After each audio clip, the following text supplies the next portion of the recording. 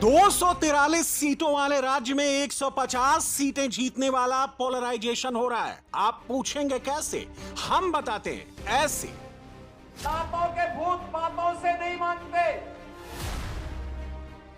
जय श्री राम, जय जय श्री राम, वंदे वंदे। बिहार में पोलराइजेशन का नया एंगल मिला है। इसमें 80-20 भी है। जो भी पर्व और त्योहारों में उपद्रव करेगा उसको बिना मांगे जहन्नुम में जाने का टिकट हम काट करके दिला देंगे। बिहार में महिला, मोदी और मंदिर का ट्रिपल एम वाला फॉर्मूला भी है। भाजपा वालों, एक कसर छुटी है किशनगंज की। इस बार किशनगंज में भी हमने कमाल कर दिखाना है। इसमें गजवाए हिंद को जवाब भी है। गजवाए हिंद की कल्पना करना भी और उसका सपना देखना भी जहन्नुम में जाने का टिकट का रास्ता पैदा कर देगा। इसमें नवरात्रि और चंड मुंड का संहार भी है। ये शारदीय नवरात्रि है, विजयादशमी का पर्व है और शारदीय नवरात्रि को अगर अव्यवस्था पैदा करोगे, चंड मुंड बनकर के कार्य करोगे तो मां भगवती कभी बर्दाश्त नहीं करने वाली है। मां भगवती तो ऐसे चंड और मुंडों को रोकने का ही कार्य करती है। इसीलिए सभी सनातन धर्मावलंबी मां भगवती दुर्गा की पूजा इसीलिए करती है जिससे शक्ति अर्जित कर सके। और घुसपैठियों को देश के बाहर निकालने का संकल्प भी है। राहुल बाबा, कान खोल कर सुन लो। बिहार क्या, कहीं पर भी यात्रा निकाल दो। भाजपा का संकल्प है, चुन चुन कर एक एक घुसपैठिए को हम बाहर करेंगे, एक एक। ये लालू और राहुल की पार्टियां घुसपैठिए को बचाना चाहती है और हम घुसपैठियों को निकालना चाहते हैं। 2029 के बड़े युद्ध से पहले बिहार में एक छोटा युद्ध होने जा रहा है। इस युद्ध की पिच एकदम जातियों वाली है। बिहार की पॉलिटिकल पिच के बारे में कहते हैं कि यहां जातियों वाली गेंद ज्यादा टर्न लेती है। बिहार की पिच पर धर्म वाली गेंद नहीं घूमती। बिहार की उसी पिच पर धर्म वाली गेंद टर्न कराने की शुरुआत हो चुकी है। ट्रायल टेस्ट यूपी से लिया जा रहा है। वे जितना सोचते हैं उससे ज्यादा हमारी पहले से तैयारी रहती है और जब भी दुस्साहस करेंगे ऐसे ही पिटोगे जैसे बरेली के अंदर पीटे गए हो। ग्राउंड सिचुएशन की टेस्टिंग के लिए अमित शाह बिहार के अलग अलग इलाकों में घूम रहे हैं। राहुल बाबा भारतीय जनता पार्टी का मखौल उड़ाते थे कि हम मंदिर वहीं बनाएंगे, तिथि नहीं बताएंगे। अयोध्या में प्रभु श्री राम मंदिर के लिए ताना लगाते थे। 550 साल से रामलल्ला एक टेंट में थे। मोदी जी ने जय श्री राम कर भव्य राम मंदिर बनाने का काम कर दिया। बिहार यूनिक स्टेट है। उत्तर और मध्य भारत के सभी बड़े राज्यों में बिहार इकलौता राज्य है जहां आज तक बीजेपी का मुख्यमंत्री नहीं बना। बीजेपी 20 साल से सत्ता में भागीदार है लेकिन उसका अपना मुख्यमंत्री नहीं है। किसी भी दूसरे बड़े राज्य की तुलना में बिहार में ब्राह्मण सबसे कम है। बिहार में सवर्ण सबसे कम है। बिहार में पिछड़े, अति पिछड़े सबसे ज्यादा हैं और मुसलमानों की तादाद भी अच्छी खासी है। बिहार एकमात्र ऐसा राज्य है जहां जातियों की गिनती होने के बाद चुनाव होने जा रहा है। जाति वाली राजनीति में यूपी और बिहार को अक्सर एक तराजू पर तौल दिया जाता है, लेकिन यूपी का कास्ट इक्वेशन और बिहार का कास्ट इक्वेशन बिल्कुल अलग है।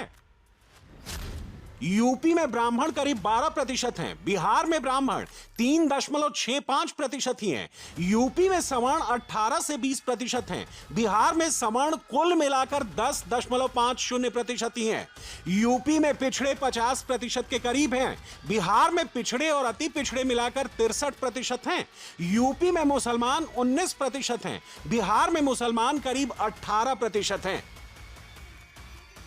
यूपी में ब्राह्मण वोट से बीजेपी को जो सॉलिड बेस मिल जाता है वो बिहार में नहीं है। बिहार में M+Y का समीकरण 32% बैठता है। यह ऐसी ताकत है जिसने 20 साल सत्ता से बाहर रहने वाले लालू की पार्टी को भी पॉलिटिकली कभी मरने नहीं दिया। वोट और सीट के हिसाब से लालू की पार्टी आरजेडी आज भी बिहार की सबसे बड़ी पार्टी है। यह अलग बात है कि उसके पास सत्ता नहीं है। 20 साल से सत्ता नीतीश कुमार चला रहे हैं, इसकी एंटी इनकम्बेंसी भी है, लेकिन बिहार अब तक विकल्प नहीं ढूंढ पाया है।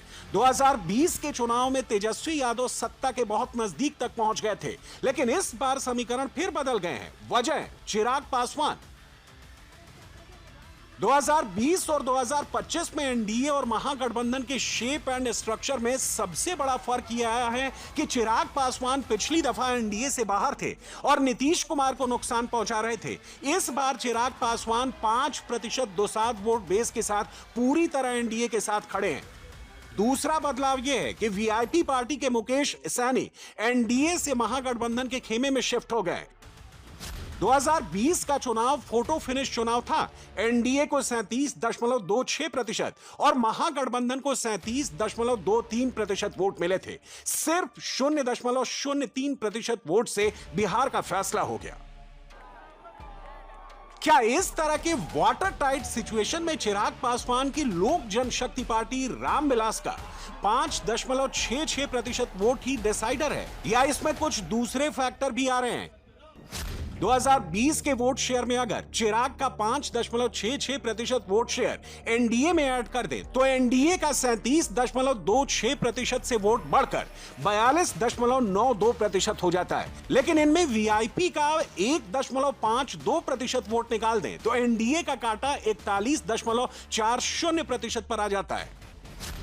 महागठबंधन में 37.23% वोट में अगर वीआईपी के 1.52% वोट जोड़ देते हैं तो महागठबंधन का वोट 38.75% पर पहुंच जाता है। तो एनडीए बिना किसी एडिशन डिलीशन के 41% से ऊपर है और महागठबंधन बिना किसी एडिशन डिलीशन के 39% से नीचे है। 2.5% का यह गैप एनडीए को 5वीं बार सत्ता में पहुंचाने के लिए काफी है। पिछले बार बिल्कुल ऐसा लग रहा था कि इस बार तेजस्वी आरजेडी बाजी मार लेंगे, लेकिन उसमें एक बड़ी बात ये हुई कि जहाँ जहाँ जेडीयू ने चुनाव लड़ा था एनडीए में, वहाँ पर एलजेपी ने चुनाव अलग लड़ा। एलजेपी ने चुनाव अलग लड़ा, उसी के चलते आप देख पा रहे थे कि दोनों एनडीए और आरजेडी प्लस बहुत करीब वोट शेयर के मुकाबले और सीट शेयर के मद्देनजर भी पास थे। आपकी जानकारी के लिए मैं बताऊं, यदि एलजेपी अभी की तरह एनडीए के साथ चुनाव लड़ती तो उन्होंने 33 सीटों के ऊपर नीतीश कुमार की सीट के ऊपर डेंट किया। तो जो 125 सीटें आपको दिखती है मेजॉरिटी मार के एकदम करीब, वो हकीकत में 30 सीट और बढ़ा लीजिए, उसमें एनडीए की जो सीटें होती 125 प्लस 33 138 सीट्स आती। तो अब तो एलजेपी साथ है, अब एलजेपी साथ है। अगर चिराग पासवान साथ होते तो 2020 के चुनाव में ही एनडीए 138 सीटें जीत लेता। इस बार तो चिराग भी हैं और मोदी अमित शाह का फॉर्मूला भी है। अमित शाह ने 2 दिन बिहार में बिताए तो लगभग पूरा उत्तर बिहार कवर कर लिया। शुक्रवार को अमित शाह ने 3 मीटिंग्स की, 2 पटना में और 1 बेतिया में। बेतिया में अमित शाह ने पूर्वी चंपारण, पश्चिमी चंपारण, सारण, सिवान और गोपालगंज के पार्टी कार्यकर्ताओं से मुलाकात की। शनिवार को अमित शाह ने समस्तीपुर में तिरहुत और दरभंगा इलाके के 8 जिलों के बीजेपी नेताओं के साथ मीटिंग की। इस बैठक में मुजफ्फरपुर, सीतामढ़ी, शिवहर, दरभंगा, मधुबनी, समस्तीपुर और वैशाली के बीजेपी नेता शामिल हुए। मोदी जी के हाथ मजबूत करेंगे। इतनी क्लोज डोर मीटिंग्स करने के बाद भी अमित शाह ने सीमांचल के अररिया में पब्लिक मीटिंग की। ये दोनों शाहजादे जो आते हैं ना, एक सोनिया जी के लाल है और दूसरे लालू के लाल है। ये दोनों को जरा पूछना, आपने बिहार के लिए क्या किया है? हमारे पास बिहार के लिए जो किया है उसका लंबा सूची है। बिहार के गांव में 3M यानी महिला, मोदी और मंदिर वाला फॉर्मूला पहुंचाया जा रहा है। बिहार के हर गांव में सप्ताह में 3-3 बार बाइक यात्रा, एक साथ 11-11 बाइक से गांव-गांव घूमेंगे बीजेपी वर्कर। पंचायत चुनाव में दूसरे नंबर पर रहे प्रत्याशी से संपर्क, लाभार्थी योजना की महिलाओं से 1-to-1 मीटिंग। अमित शाह के इस मॉडल पर अमल शुरू हो गया है।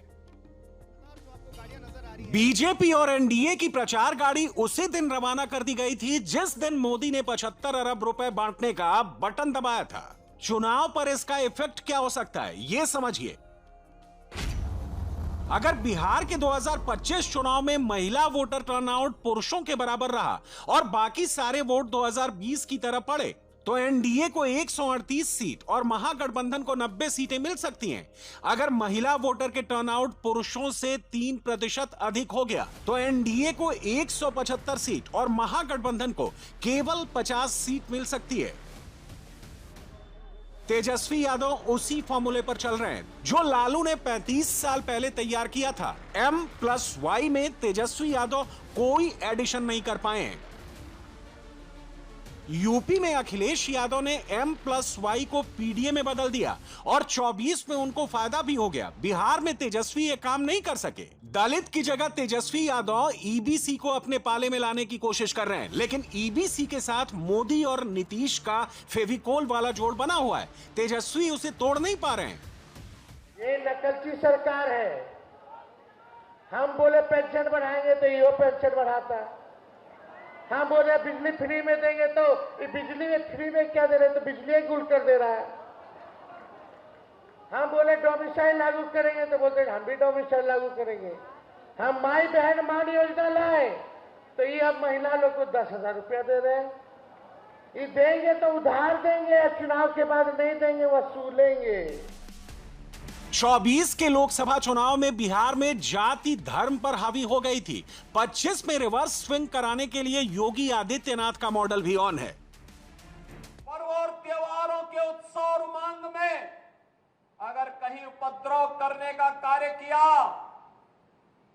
तो ये उपद्रव की कीमत उनको वो चुकानी पड़ेगी कि आने वाली पीढ़ियां उनकी याद करेंगी कि कैसे होता है, क्या कीमत चुकानी होगी। प्रधानमंत्री नरेंद्र मोदी के लिए बिहार एक बड़ा इंपॉर्टेंट बैटल ग्राउंड है।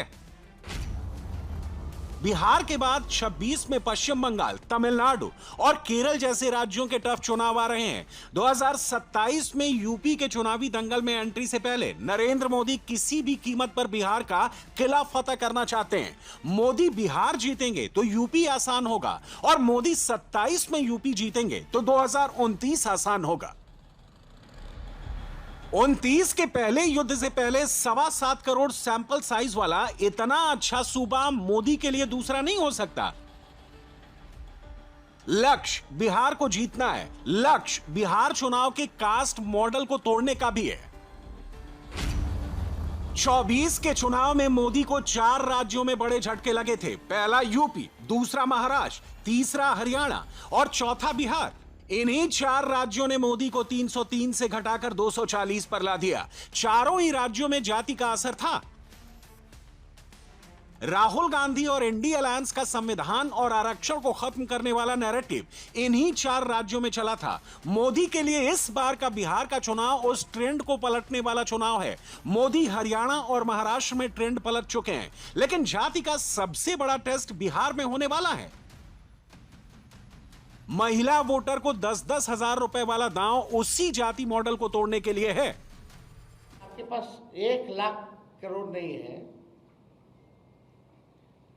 और आपने 7 लाख करोड़ से भी अधिक की जो है बातें आपने कर दी है। तो पहला सवाल तो जो बुद्धिजीवी जो लोग हैं बिहार में, बहुत बड़े बड़े विद्वान मीडिया के लोग हैं, ये सवाल तो जायज़ है कि भाई ये पैसा कहाँ से आएगा, बिहार का रेवेन्यू जनरेशन क्या है, और मुख्यमंत्री जी आप अपना रेवेन्यू जनरेशन का विजन बताइए। देखिए बात ये है कि डबल इंजन वाले इस बार डबल रफ्तार से हारने जा रहे हैं, ये डर है। ये जो घोषणाएं जो की जा रही है, ये डर है